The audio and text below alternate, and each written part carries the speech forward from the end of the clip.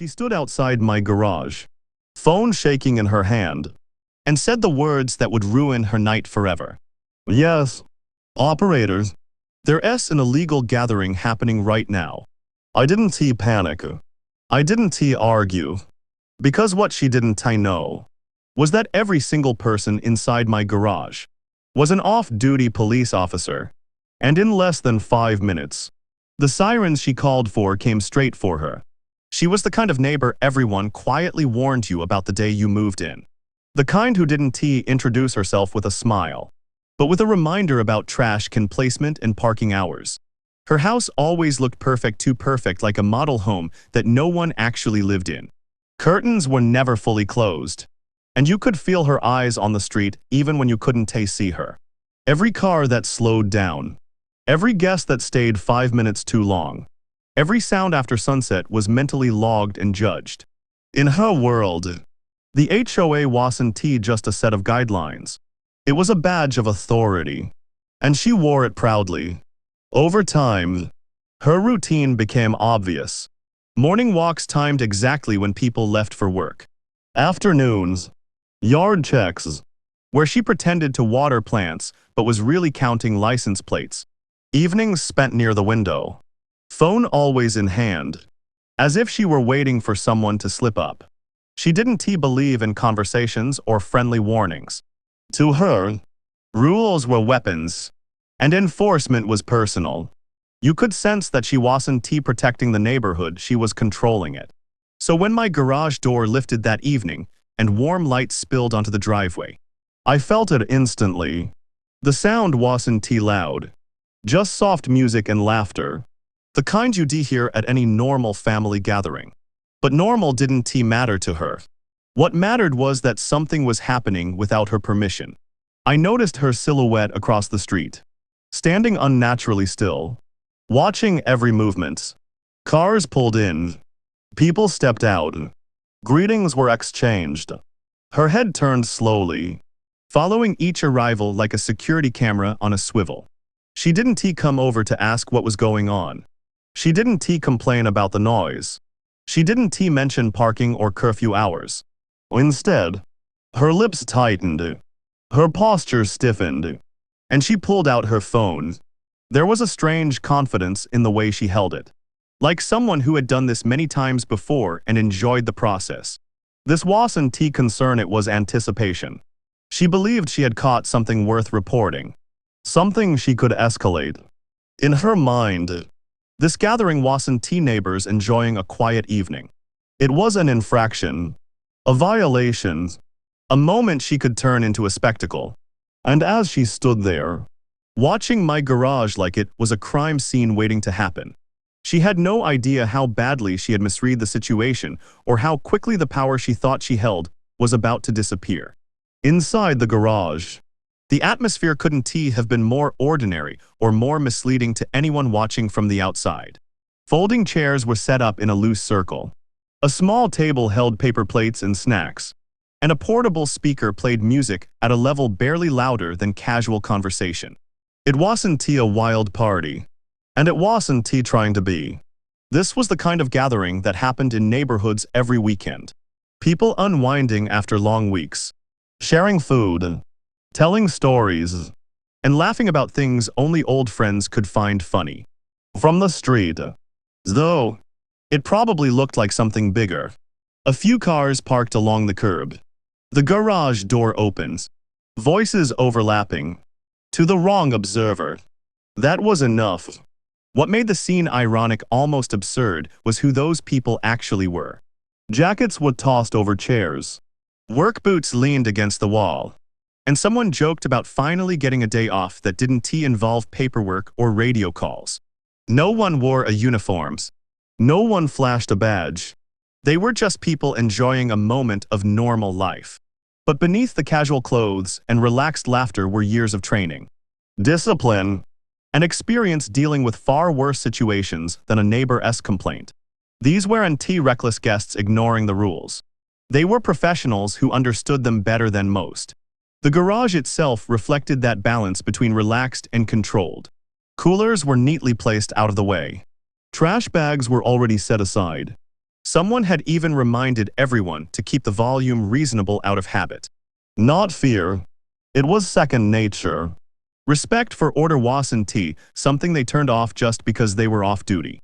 If anything, they were more careful than the average group, aware of how easily appearances could be misunderstood.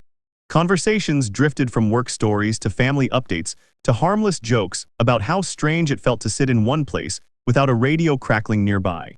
There was laughter, but no shouting. Movement, but no chaos. The kind of environment that would bore anyone hoping for drama. Yet outside those garage walls, none of that mattered.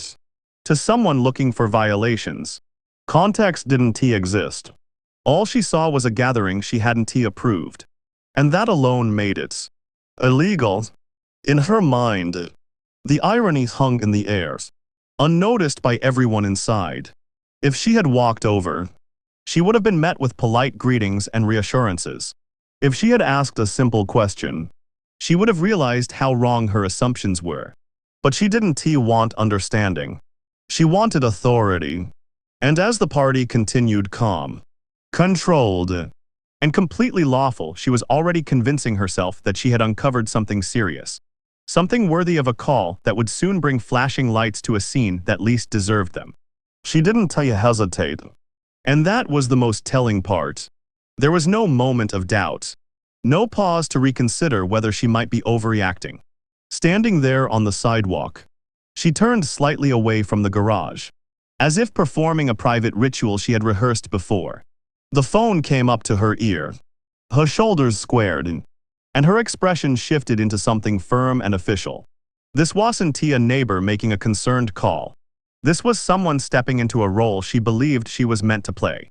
Her voice, calm but dramatic, carried just enough for me to catch fragments as I stood near the garage entrance. She spoke with confidence, describing the situation as if she were reporting a serious incident. There was large gatherings. There was excessive noise. She suggested there were too many cars, that people were coming and going, that the situation felt unsafe. Each detail was stretched just a little, shaped to sound more alarming than it really was. She wasn't lying outright. She was exaggerating with intention, knowing exactly which words would trigger a response. As she talked, she glanced back toward the garage, watching us as if she expected chaos to erupt at any moment. But inside, nothing changed. Laughter continued. Someone reached for another drink. A story ended with a burst of chuckles. The contrast between her narration and reality couldn't have been sharper. She was describing a disturbance while standing in front of a scene that barely qualified as background noise. When the operator asked questions, her confidence grew. She nodded along, affirming each prompt. Yes, it was ongoing. Yes, it had been going on for a while. Yes, she was concerned for the neighborhood. Each answer reinforced her belief that she was doing the right thing, that she was protecting order. What she didn't realize was that she was crossing a line from neighborly annoyance into misuse of emergency services. By the time she ended the call, her posture relaxed slightly, like someone who had just completed an important task. She lowered the phone and exhaled, a faint look of satisfaction crossing her face. This was the moment she had been waiting for. In her mind, the outcome was already decided. Sirens would arrive. Authority would step in. The gathering would be shut down. She would be validated. She stayed where she was, arms folded now, eyes fixed on the driveway. There was no trace of concern left, only expectation. She was waiting for the sound of her victory, completely unaware that the response she had summoned was about to turn the entire situation upside down, and that the call she believed would put her in control was about to expose just how badly she had misjudged everyone involved. The first sound came faintly, almost easy to miss if you weren't listening for it. A distant wail, rising and falling, threading its way through the quiet evening air. Conversations inside the garage slowed, then stopped altogether. Heads turned. Someone smiled, already guessing what was about to happen. From the street, the flashing red and blue lights reflected off parked cars and house windows, casting brief pulses of color across the driveway. The response Karen had so confidently summoned had arrived. The patrol cars rolled up and stopped with practiced precision. Doors opened. Radios crackled softly. The officers stepped out, scanning the scene not with urgency, but with curiosity.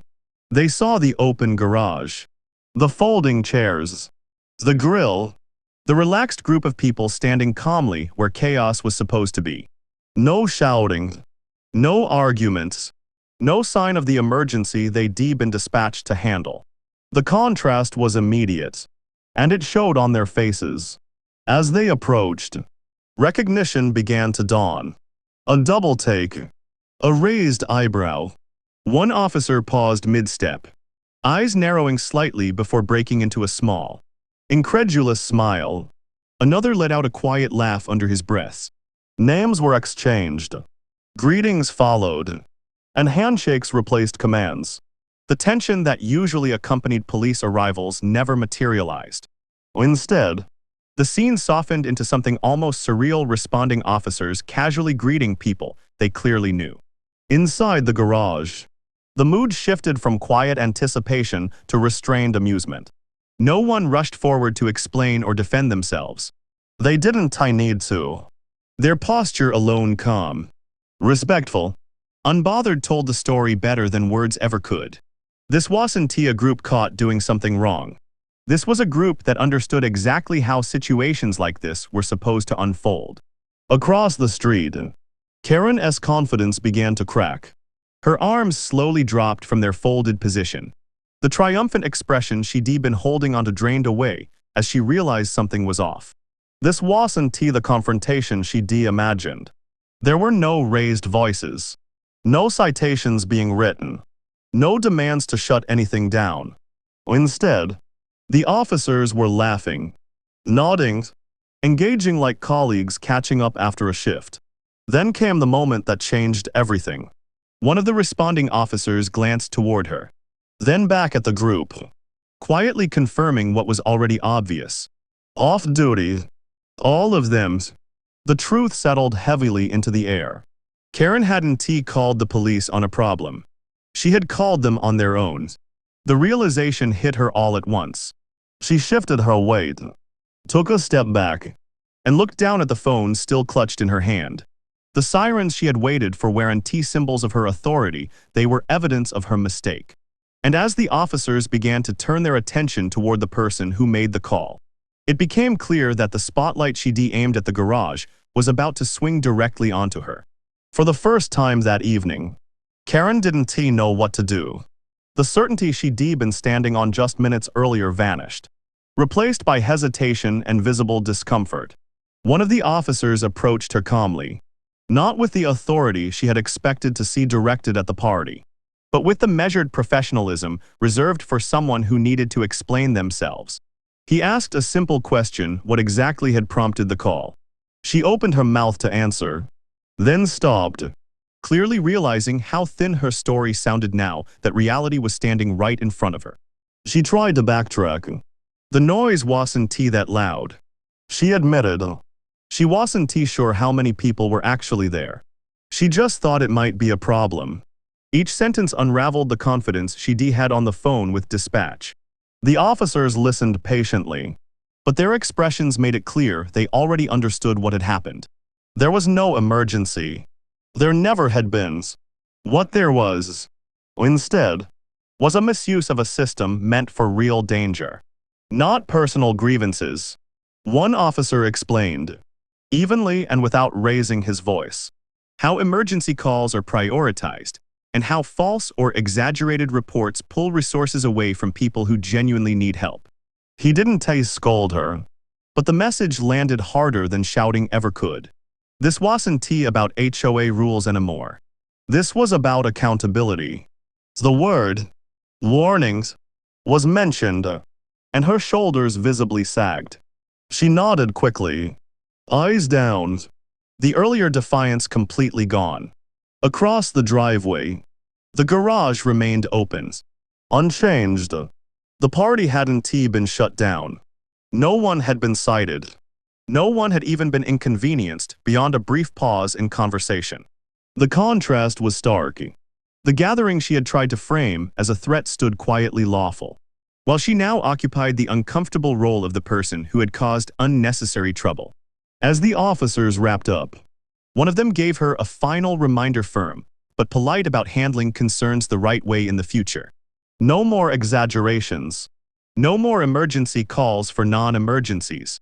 She agreed quickly, murmuring apologies that barely rose above a whisper. The power she thought she held had evaporated, replaced by a lesson she hadn't expected to learn. When the patrol cars finally pulled away, the street returned to its normal calm. Karen retreated toward her house without looking back, her earlier confidence replaced by hurried steps and closed curtains. Inside the garage, laughter slowly returned, quieter but warmer, carrying a shared understanding. The night ended not with confrontation or chaos, but with the kind of justice that required no shouting at all, just the simple truth, revealed at exactly the right moment. If you enjoyed this story and love seeing entitled behavior backfire in the most unexpected ways, make sure you hit the subscribe button right now. New stories drop regularly, full of real-life karma, HOA drama, and moments where common sense finally wins. Subscribe and stay with us, because the next story might be even crazier than this one.